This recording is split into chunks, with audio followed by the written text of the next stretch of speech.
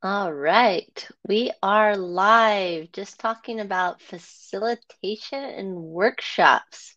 Super stoked to talk about this topic after launching the LinkedIn learning course. If you haven't seen it, the facilitation and workshops, all your tips, tricks, and everything else to help you facilitate and get more stuff done. So what's great is just having had a session with engagement. How do you engage people? Especially like this is where we live now. This is where we're at. We're in the home studio or home office, and how we're engaging others to get things done, to be so successful. What are we doing with that? And so I wanted to share the thoughts of have we shifted it to I know it's not all about us, it's about them. What are we doing to help them engage? And I think that's the piece that we have to watch as facilitators. We spend so much time putting it on us. And yes, this is the fail to plan, plan to fail.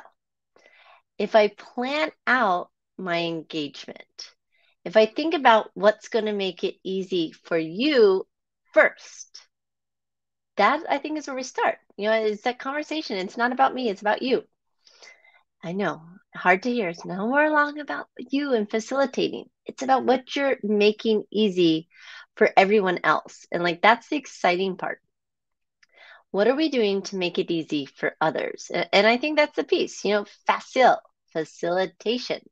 That's what we're doing here. How are we facilitating that work? What makes it easy?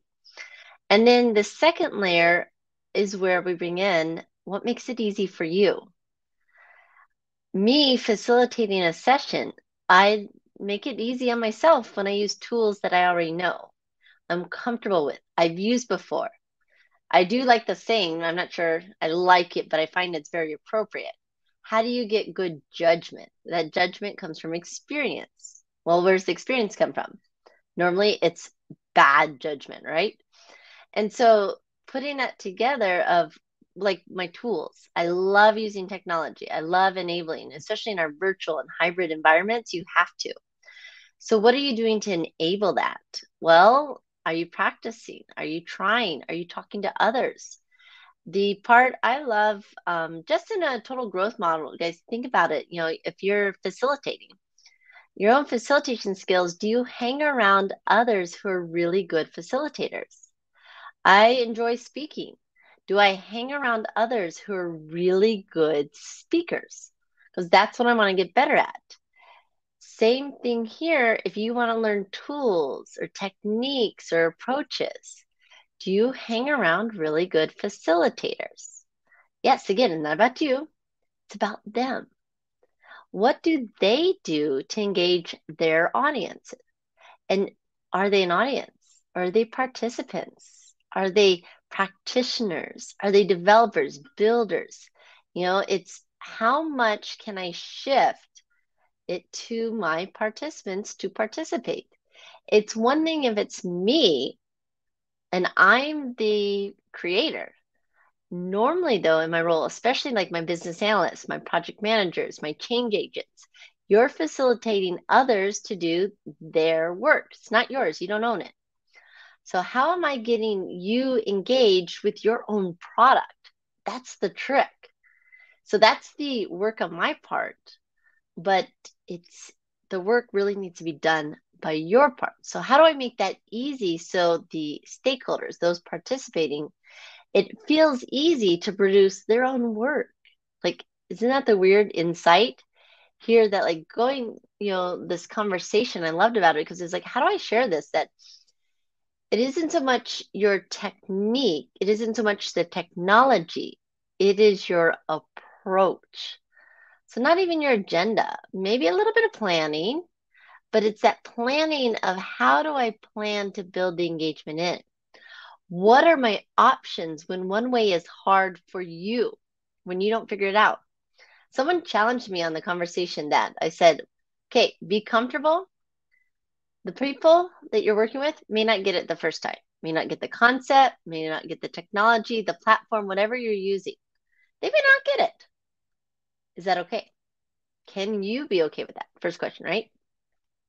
Well, okay, why don't I show you what I'm doing? Give you that example.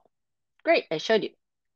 Are people still not going to get it? Of course they won't. It's still going to be a challenge. So they don't get it the second time. All right, well, let me guide you through. Now I'm going to help you through it. I'm facilitating, making it easy for you. Second time on me, easier for you.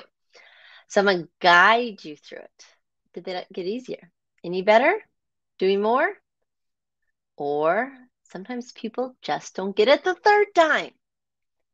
It's not about me, it's about them. Okay? The fact of the matter is they still didn't get it. So what can I do to enable it? That's the piece where we're driving for. Have I set them up for success?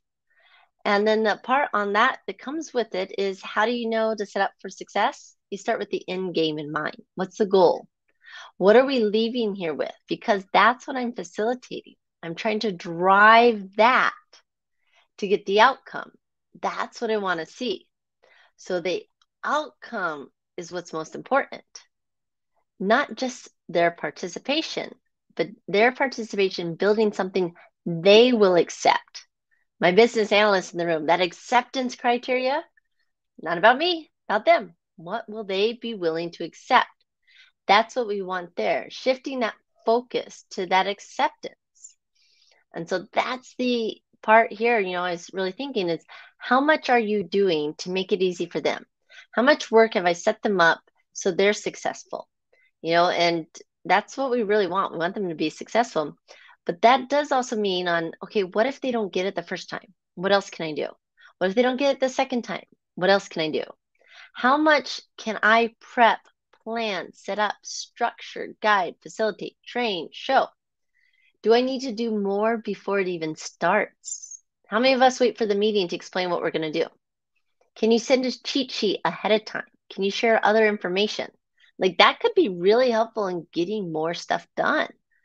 And so it's thinking through those pieces, thinking through those elements, that thinking process, and shifting that mindset to think about who you're working with, who you're working for, what they're trying to achieve.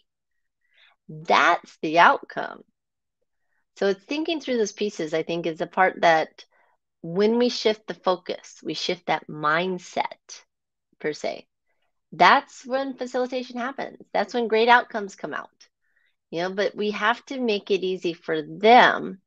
And they're still going to work. Don't get me wrong. I think that's something here. You don't do the work. In fact, that's probably the worst part with facilitation. The more you say, the more you do, the less they say and contribute, the less they build and deliver. Like, that's the worst part. You need to be as minimal as possible and them as maximal possible.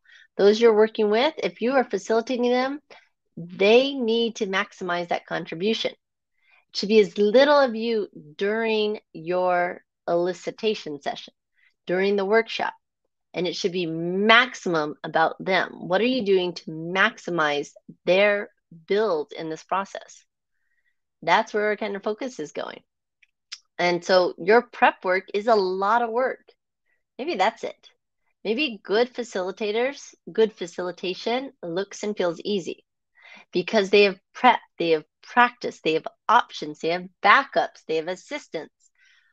And why it feels easy is they leave with something. We don't have meetings just to meet. We have meetings to produce something, the outcomes. That part is so critical. And I think it helps because that's how we measure success. They didn't have a meeting and just felt good. So what? So what's the next step? What are we doing next? Where are we going? Did we facilitate to get great things done? I think that's the piece here, like those tricks on facilitation. So I hope this helps. I'm going to try to do some more. Make sure to check out my course on LinkedIn Learning with the facilitation and workshop skills, because these are the skills you need. This is how we get things done. Most importantly, how we enable others to get awesome things done. So thank you, and connect with me again. Aloha.